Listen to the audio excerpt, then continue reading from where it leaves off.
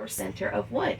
Well, bald cypress trees actually get their nutrients not from the core center of wood, but from the core center of bark. This is called the cambium layer of bark.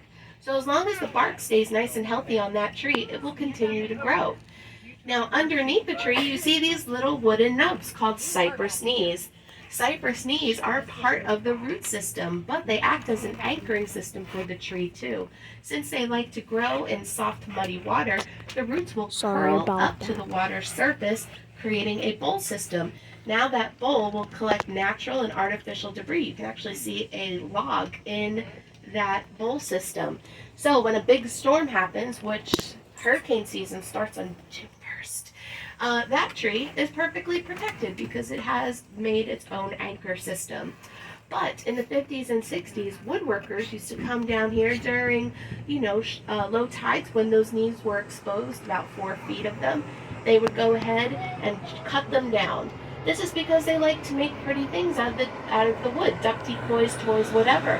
However, since that tree can live for over 1,000 years, and it takes a long time to meet its max height at about 150 feet, it would actually end up killing the tree because that's its limb system. So South Carolina said you can no longer cut down the cypress knees. All right, now we're going to talk about one more tree. So we're moving. Yes, Captain. Right here, and I'm going to try to get over there. Okay. Right there is an alligator. Oh, let me get my binoculars. Right there, right to the right of that laser dot is an alligator. All right, he is very well hidden. If you have your binoculars with you, you'll be able to see him. He is actually in the grass just to the left of my light. All right, we're going to try to get as close as we can to...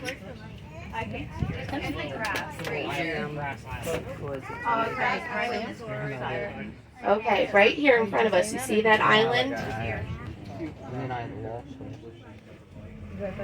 Okay. He's right to the right-hand side of the light. Do you see her laser He's light? right here.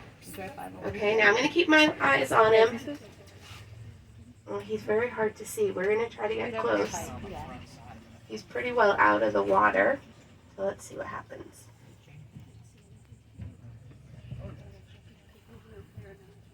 I think this is our 12-footer. I'm not sure. All right, right here.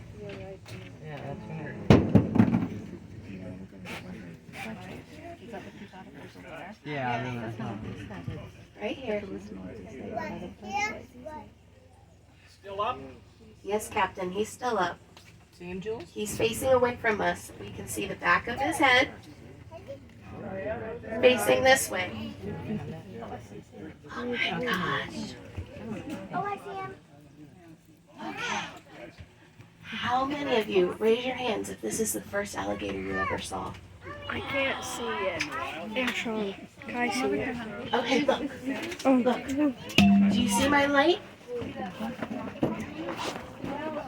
That's his head right there. Now you see him? Oh, yeah, now it's, Sora, you see him for real? Okay. It's important you see him, young lady. No.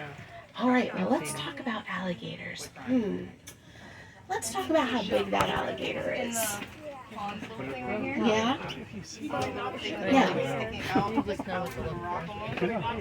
This alligator is not huge, but we can tell approximate size of the alligator based on its snout. You take the measurement of its tip of its snout to its eyes, which is visible out of water. And even in water, you'll still be able to see the tip of his snout, which is right about here, and his eyes. I would say that's about 7 or 8 inches, which means that alligator is about 7 or 8 feet.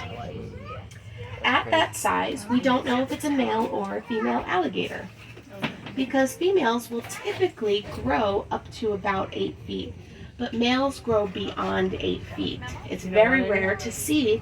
Oh, he's turning his head as he feels the vibrations of the boat. It's typical for males to continue to grow past 8 feet, but it's not really typical for females.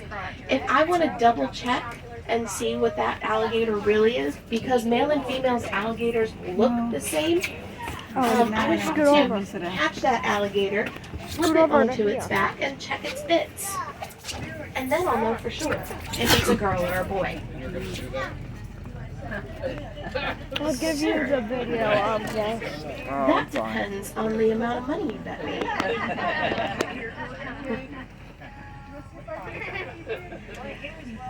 Oh, he was. Captain, that was a good job. Now, that alligator was very patient with us. And, Sword, do you know how to say goodbye to an alligator? Since that was your first alligator you saw, I'm going to teach you how we say goodbye to alligators in South Carolina. Are you ready? We say, see you later, alligator. So on the count of 3, we're all going to give that guy our salutations and thanks by saying, see you later, alligator. 1, 2, 3. See you later, alligator. Oh, we got some dancing music too? My jam, girl. This is my jam. All right. We're going to move from our bald cypress tree and move to the right more, where we see this tree with a little white sign on it. That white sign says, we can do no harm because this area is protected. But right above those signs on this tree we call the palace, we see 5 little holes. Do you know what made those holes? Anybody? A woodpecker. What kind of woodpecker? A pileated. And a woody is correct. Listen, the pileated woodpecker was the model woodpecker for woody woodpecker. So both answers are correct. And you can say pileated or pileated. Both pronunciations are correct. However, these are the things I want you to know about the pileated woodpecker. He's a migratory bird. He's the largest in his family, standing out about a foot tall. He's got a red head, a black body, and a white stripe. He mates for life, and unlike his best friend the osprey, he married a very high maintenance female. And this is because where the osprey invested in an old Victorian for craftsmanship and character, the female woodpecker wants a brand new house every year. So she comes around, she looks at her husband, he says okay, and then he goes around to multiple trees and making multiple nests. And then she struts around each one until she finally picks the floor plan she likes the best. That is high maintenance, Kardashian level high maintenance. But I'd like to say that was also a smart move with her, because when we noticed him on that tree, we found that he was just making the hole a little higher. So you know what she was really after, that penthouse view. And who can blame a girl? All right, now we have been following the Waccamaw River since we came out of Enterprise Creek, and we are currently connecting with the Intracoastal Waterway. So before 1930, this straight slip did not exist. Instead, it just naturally turned into the next area. The community that you saw over there is called Cypress River Plantation. It's one of our wealthier gated communities, and it continues to use the word plantation in the community name, and it's one of the few communities in Myrtle Beach that does so while being on old plantation property. So I have a question. Halloween is just around the corner. How many of you are superstitious? Anybody believe in ghosts? Are those houses haunted? Yeah, 110% those houses are haunted. Get your salt, put it in the corner, burn that sage, and call the priest. You have a ghost. All right, I don't care if it's a new build. Now, ahead of us is an island. This island did not always exist. It was once a peninsula. Oh, we have an osprey to the right. He's landing in his nest. Now, a peninsula is a body of water a body of land surrounded by water on 3 sides. We got our island right here. When the Intracoastal was being designed, they cut a slit through the island so it was easier for larger vessels to travel the Intracoastal.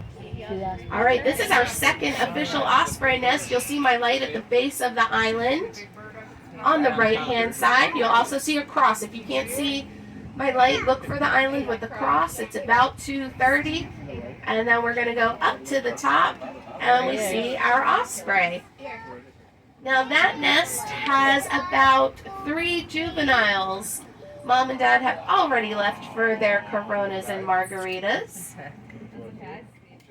And what I want to tell you about this couple, though, that nest here, is that they had a really hard time when they first started off. You know, a lot of newlyweds do. These birds were no different. They decided to build their house in the tree right in front of us with the little V shape on top. So they built their first nest there. They had a couple eggs. They had a few babies. Babies were real cute. And then June 1st came around. We got a really big storm that blew the nest right out of the tree into the water. Now, ospreys cannot swim, even the babies. If they can't flap their wings strong enough to fly out of the water, then they drown. So, what ended up happening is Mom and Dad dusted off their birdie knees and they got back to work building a new nest. Guess where they built it? In the same tree. So what do you think happened the next storm season? All over again, another nest, another baby, more river time. So after that, we saw these birds do something that was not commonly seen. Mom and Dad went through a whole grieving process, and that's something we normally don't see a lot of in nature. Mom and Dad sat in these trees for days and days and days. They did not collect sticks to build a new nest. They did not even leave to go fishing. They just stayed there. And then towards the end of the week, we saw Mom and Dad coming back to life. They were getting ready to collect sticks, and they were building a new nest in this tree. And we said, oh, that's unusual. Ospreys will typically continue using the same tree over and over again. They'll just use different branches. But no, they switched trees. So we called our friend at the Audubon Society, and we said to her, what's going on? She said, this is a frustration nest. Frustration nest happens when these birds experience so much trauma in a short period of time. Their way of coping with it is to change trees to see if that adds extra security to their family. And it did. They've been there for the last 4 seasons, and every year they have a new flock of babies. This year it's 3. Now these baby ospreys will stick around this area until September, October. Then they will fly down south to Mexico or South America, where they will study 2 years abroad. Once they do that, they'll come back up north and settle in a different area. But baby birds do not have any parental attachment, so they never see their mom and dad ever again. Their sole focus is to find a mate and then to have their own families. Now, we're going to take a look. While Captain's looking for wildlife, we are going to take a look. Oh, we got our second alligator. All right, right ahead of us, directly ahead of us, you will see my light in the trees. Everybody see it? There is a lump right below the light in the water. Now remember, we were saying, how big is that alligator? We can see its eyes and its snout while it's in the water. That is a big guy, for sure.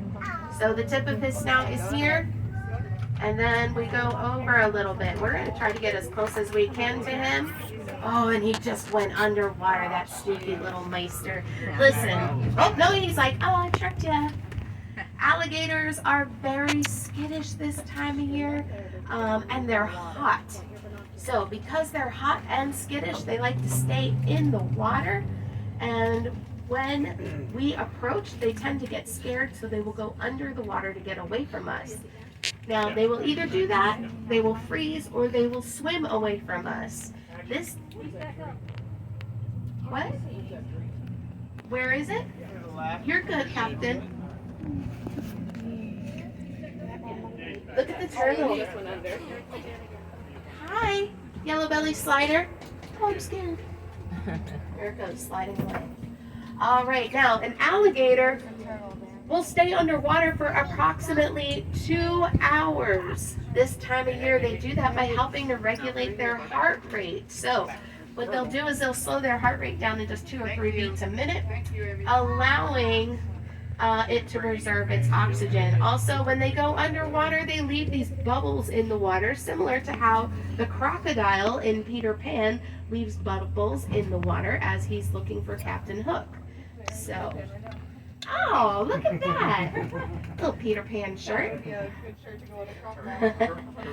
That's right. Now, we don't want to scare that guy too much. He's obviously frightened. He does not know how big he is. So we're going to continue our journey to our next osprey nest. What's that floating house? That's exactly what it is. It's a floating house. Somebody lives there for the summer. Yeah, it's a houseboat. And it doesn't cost you anything to dock your houseboat here in the cove. As long as you're on the river, all you do is anchor it up. It's the first time that I've seen that houseboat here was this past summer. This is their first summer here, but they've been here pretty much all summer. Alright, this is the last of our osprey nests that we are going to point out. But that doesn't mean don't stop looking for the ospreys. They're all around, just like the turtles. But we want to look at more wildlife, so we're going to stop pointing them out. That doesn't mean we stop seeing them. On this nest here, where that osprey is flying above, right-hand side, we have our osprey here. The nest on the right-hand side on this tall tree. There is a baby flying up there. You're absolutely right. That is a juvenile osprey. You know how you can tell the difference? Adult ospreys have completely dark wings, and the juveniles have little white flecks in their wings. Now, this is the home of Anna and Archer. They're our oldest osprey couple on tour. We've been watching this couple for just around 15 years.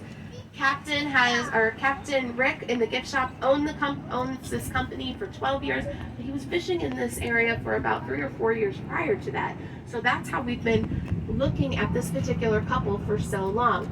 And I named them Anna and Archer because a few years ago we noticed, since they're our oldest couple on tour, that they have unusual behavior, unlike the other couples that we watch.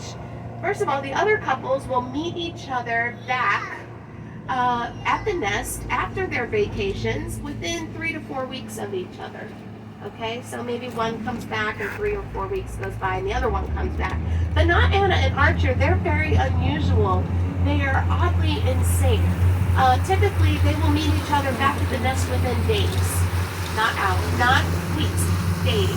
This year, actually, Anna and Archer met each other at the nest within hours. That's because we do our pre-tour run, looking to see what animals are doing before the season starts, and we were able to see that Anna came back first and that Archer came back later in the day. So a few years ago, we noticed this behavior, and we said, how do these birds know what to do? So we called our ornithologist friend at the Audubon Society. An ornithologist is a bird scientist, and we have a connection with one in the Audubon Society. We called her up, and I said, how do they know? How do they know when to come back? I think that's a pretty logical question. And she said, all right, Agnes, I'm going to tell you everything you need to know about these birds. I said, great. I like to learn. So if you're going to spill the tea, I'm your sponge. I'm going to absorb it all. So I leaned forward and gave her good eye contact. And do you know what she told me? She said, I don't know. Why did I call the scientist? Well, here's how science works. You don't just open a book and know all the answers. You have to study, come up with a theory, document, study, reorganize your theory, and you got to keep doing this until you find the correct answer. And it's not always the case. So instead, she said migratory birds use the magnetic field in the earth in order to navigate north, south, east, and west, and they also use weather patterns, and I thought, well, that was helpful. But wouldn't you know that I had a 10-year-old girl here last year sitting right where you are, sir, and you know what she said? She said, excuse me, Miss Agnes, I know how they know. I said, of course you do, you're 10. You didn't have to do book reports with expired Encyclopedia Britannica. You have Google. So, of course, you know everything. The doctor that went to school for 10 years doesn't know what you child do. But I can't throw all these kids overboard. Sorry, guys. So, I said, okay, young lady, how do they know? And she said, well, I think they tweet each other. Guess what happened to her? Alligator bait. Allegedly. Allegedly. All right, now right ahead of us on this little log, you will see my light. There is a cluster of turtles. as we enter Seven Prongs, which is called Seven Prongs by the indigenous tribes because of these 7 little offshoots. It's a fish. Yeah, it's a fish or a turtle. No bubbles. Now, I want to tell you guys a little fact about turtles. By the way, do you see how the turtle with the dark shell is shinier than the other shells? Sora, do you know why that is? No, it's because he uses turtle wax. What's turtle? You'll get it later when you grow up and you can drive. Also, let me ask you another question. Do you know what a baby turtle wants to be when it grows up? A ninja turtle. You knew that? You get that? Okay, I have a little information for you, young man. Did you know the names of the turtles that we have on board are in the water? They're called yellow belly sliders. Not all turtles can breathe underwater, but yellow belly sliders can. Do you know how they breathe underwater? They're for Simon. They use their butts. Doesn't that sound like bad breath? I mean, there's not an Altoid in the world helping this turtle on his first date. But let me tell you something else. You know what else I learned? It's actually called the cloaca, by the way, and it absorbs the water, distributing the oxygen in the vital organs. But last year, I learned that humans breathe out their butts too. Did you know that? Oh my God. We only exhale. Young man, that was a fart joke. That was a good fart joke on top of that, all right? All the dads on board are like, oh, I gotta break that one down. All right. Oh, awesome. Now, as we go around, we are going to see fishing line from the trees. Now, fishing line or ropes hanging from the trees. These are called limb lines.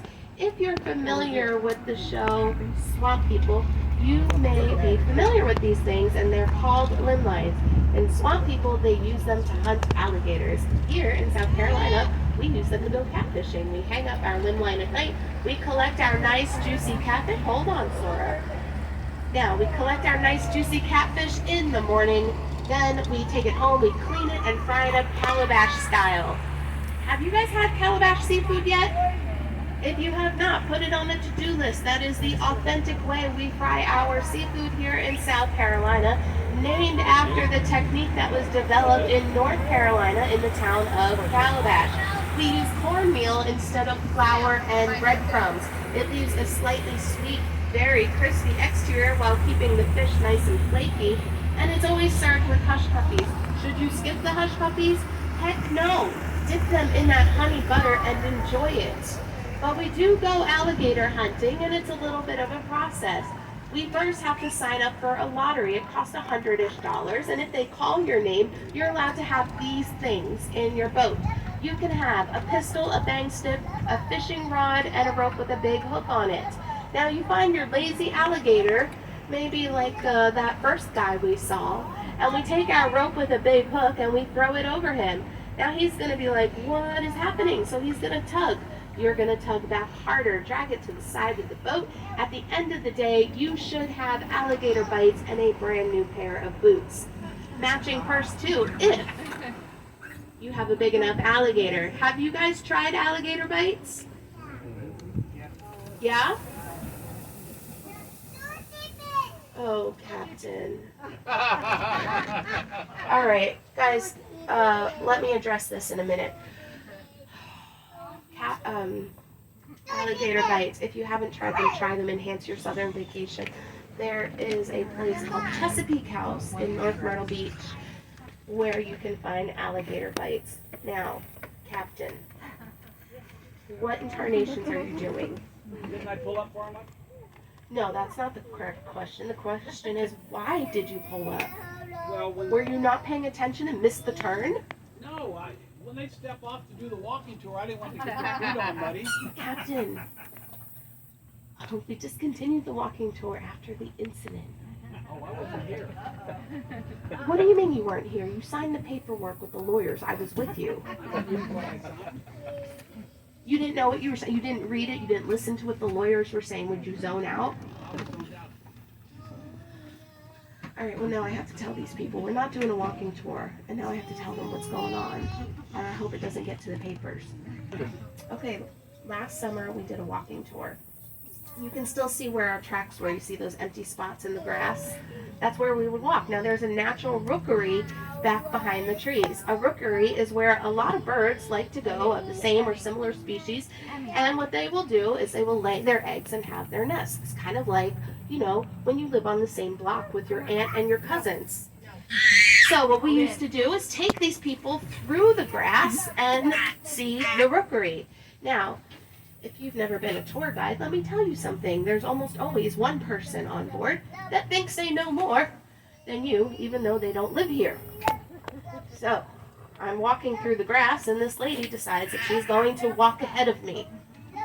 Tried to tell her, "Excuse me, ma'am, be careful," and then she did it. She stepped right into an alligator nest, and you know what we found out that day? Alligator mommies are very protective of their babies because she lost a foot. Yeah. Don't worry about though. Don't worry. Don't feel too bad for her because she was already aptly named Eileen. Are you certain? Well, that explains the email. Oh, you just got an email. Now you have a good memory. I didn't know who Eileen was. I said, where's this email coming from? But anyways, she said that she was doing fine. Which is fine for one, I didn't know. But she said she got a brand new job now. Oh, she got a new job. Yeah, she's working at the IHOP. Oh. Eileen is working at the IHOP. Let me guess, Captain. Her last name was Dover. Eileen and Ben Dover.